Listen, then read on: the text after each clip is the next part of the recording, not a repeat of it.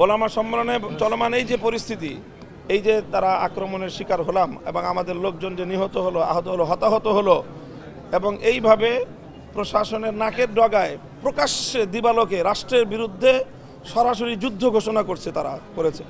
কারণ এখানে পরিষ্কার যে স্বরাষ্ট্র উপদেষ্টা মহোদয়, ধর্ম উপদেষ্টা মহোদয়, সকল উপদেষ্টাদের নেতৃত্বে এবং সর্বোচ্চ আইন শৃঙ্খলা রক্ষাকারী বাহিনীর সকল সদস্যদের ইনভলভমেন্টের মাধ্যমে অব্যাহতভাবে বৈঠক চলছে। গত সারা রাত বৈঠক হয়েছে, তাদের সাথে হয়েছে, আমাদের সাথে হয়েছে, এবং আজ সকাল 11টা এবং 12টায় দুই পক্ষের সঙ্গে স্বরাষ্ট্র মন্ত্রণালয়ে হাই প্রোফাইলের বৈঠক হওয়ার কথা, এবং সেই বৈঠকের জন্য আমরা প্রস্তুতি নিচ্ছিলাম। সেখানে আমরা কথা বলবো এবং আলোচনার মাধ্যমেই আমরা একটা মীমাংসায় পৌঁছবো।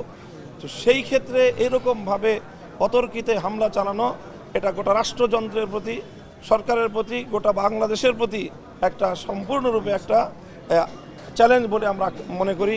এবং আমাদের এই ক্ষেত্রে ধারণা হলো এটাই যে স্বাভাবিকভাবে বাংলাদেশ বিরোধী যে চক্রান্তটা রয়েছে, যারা বাংলাদেশকে এই মুহূর্তে অস্থিতিশীল করার চেষ্টা করছে, বাংলাদেশকে ধ্বংস করার চেষ্টা করছে, সেই বাংলাদেশ বিরোধী চক্রের সঙ্গে এই হামলার অবশ্যই যোগসাজশ রয়েছে।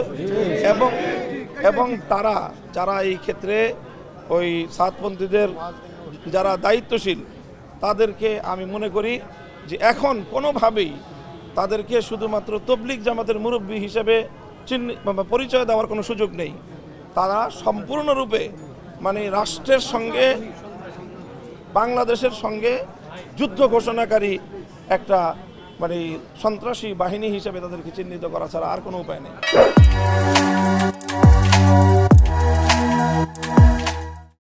মিডিয়ার সকল দায়িত্বশীল এবং সংবাদকর্মীদের কাছে আমাদের উদাত্ত আহ্বান থাকবে যে আপনারা দয়া করে এই ঘটনাকে সংঘর্ষ হিসাবে আপনারা নিউজ করবেন না।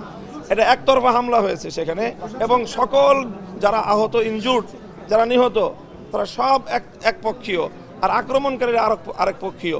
এখন কারো বাড়িতে ডাকাতের আক্রমণকে যদি আপনি বাড়িওয়ালার ডাকাতের সংঘর্ষ হিসেবে চিত্রিত করেন, তাহলে সংবাদ মাধ্যম কোনোভাবেই আপনারা দায়িত্ব পালন করছেন না, বরং আপনারা ডাকাতদেরকে আড়াল করার চেষ্টা করছেন বলেই আমরা দেশবাসী এটাকে এইভাবেই নিবে। কাজেই আপনাদের কাছে আপনারা যাচাই করেন, প্রয়োজনে আপনারা তথ্য দেখেন যে গত রাতের এই আক্রমণ, শেষ রাতের গভীর রাত্রের ঘুমন্ত মানুষের উপরে এই আক্রমণে কোনোভাবে আমাদের এই জুবায়েরপন্থী হিসেবে আপনারা যাদেরকে আখ্যায়িত করছেন বা সুরাই নিজামের অনুসারী বলে যাদেরকে আখ্যায়িত করা হচ্ছে, তাদের কারো কোনো ন্যূনতম কোনো ইনভলভমেন্ট ছিল কিনা আক্রমণের ক্ষেত্রে, আপনারা সেটা যাচাই করে যথাযথভাবে আপনারা সংবাদ প্রচার করবেন।